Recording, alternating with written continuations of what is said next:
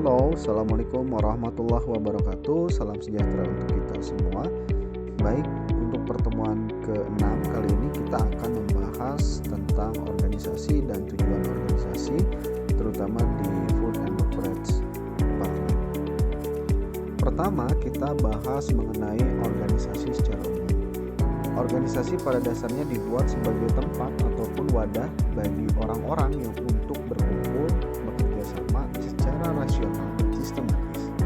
Organisasi juga digunakan secara terencana, terpimpin, dan terkendali dalam memanfaatkan sumber daya, yaitu keuangan, material, mesin, metode, sarana prasarana secara efektif dan efisien untuk mencapai tujuan bersama. Selanjutnya kita bahas mengenai tujuan organisasi. Tujuan organisasi adalah untuk merealisasikan keinginan atau harapan dan cita-cita bersama para anggota organisasi atau kelompok. Contohnya adalah ada sebuah organisasi kesosialan yang dibentuk dengan tujuan supaya bisa menjalin silaturahim dan berbagi satu sama lain. Tujuan kedua merupakan hasil akhir yang diinginkan di masa yang akan datang. Misalkan saja ada sebuah organisasi bisnis yang memiliki tujuan akhir seperti menjadi organisasi yang besar dan terkenal sehingga banyak yang berminat untuk bergabung di organisasi tersebut. Kemudian kita bahas tujuan organisasi yang paling utama. Tujuan organisasi yang paling utama membuat atau tolak ukur jangka pendek 1 tahun atau kurang yang harus dicapai organisasi agar tujuan jangka panjangnya dapat dicapai dengan baik. Tujuan harus dapat diukur, kuantitatif, menantang, realistis, konsisten, dan diprioritaskan.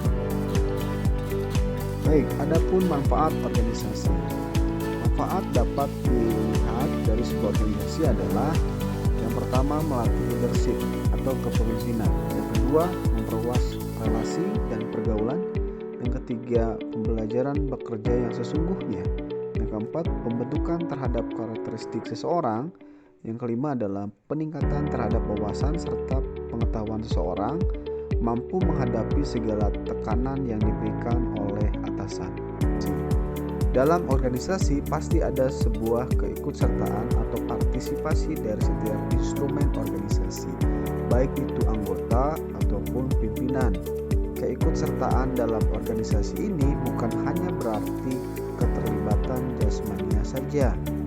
Partisipasi dapat diartikan sebagai keterlibatan mental, pikiran, dan emosi beserta perasaan seseorang di dalam situasi kelompok yang mendorongnya untuk memberikan sumbangan tenaga, pikiran, material kepada kelompok untuk kepentingan bersama dalam mewujudkan tujuan organisasi. Ada 3 unsur partisipasi dalam organisasi, yaitu partisipasi merupakan suatu keterlibatan mental dan perasaan lebih dari semata-mata keterlibatan secara jasmani saja. Yang kedua, kesediaan dalam memberi suatu sumbangan kepada kelompok dalam mencapai tujuan kelompok. Ini bisa diartikan ada sebuah kesukarelaan untuk membantu organisasi atau kelompok. Yang ketiga, tanggung jawab merupakan unsur partisipasi yang paling menonjol dari menjadi anggota sebuah organisasi.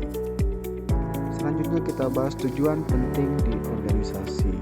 Tujuan penting di organisasi yang pertama adalah menentukan strategi, yang kedua memberikan tindakan, yang selanjutnya memberikan arah dan kesatuan dalam pola pikir organisasi, kemudian aktivitas dalam organisasi, selanjutnya memotivasi pekerja dalam organisasi, selanjutnya mengukur kemampuan para pekerja, kemudian menentukan keputusan ketika ada permasalahan di organisasi.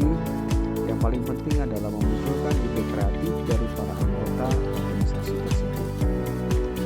Selanjutnya kita bahas karakteristik dan tujuan bisnis yang cerdas dalam organisasi. Yang pertama harus spesifik, yang kedua terukur, yang ketiga efektif, yang keempat efisien, yang kelima cermat dalam melihat peluang, yang keenam realistis, yang ketujuh memiliki waktu yang jelas. Selanjutnya kita bahas objek dalam bisnis di organisasi. Yang pertama ada pangsa pasar, yang kedua produktivitas, yang ketiga inovasi, yang keempat produk yang jelas, yang kelima keuangan, yang keenam pelayanan atau service excellent, yang terakhir staff yang mempunyai tata krama dan kesopanan yang baik.